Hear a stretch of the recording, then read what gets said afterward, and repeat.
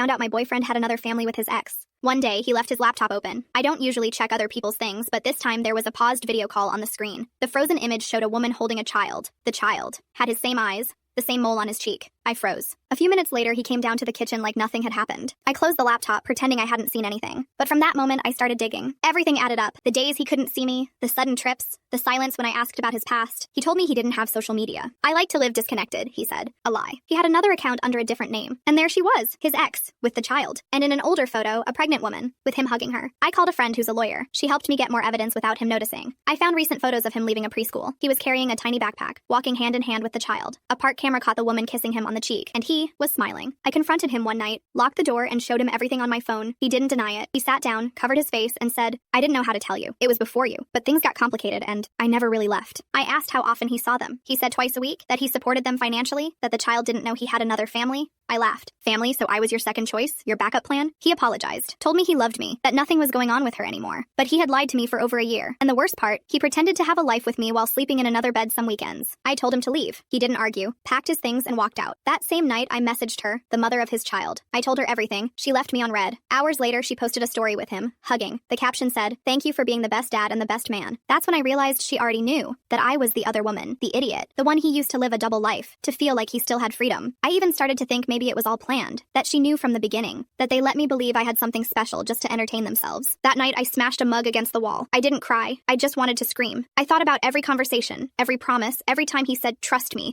while texting from the bathroom. Days went by. I deleted everything, changed my number, shut down my accounts, cut off all his friends, but he kept trying. Weeks later, he messaged me from a different number. "I just want to see you one last time." I blocked him without replying. The next day, a new account, another excuse, another lie. He sent a photo of himself crying, another of the child. He said he missed me, that I was the best thing that ever happened to him. I didn't respond. And this time, I didn't hesitate. I didn't want to understand. I didn't want to listen anymore.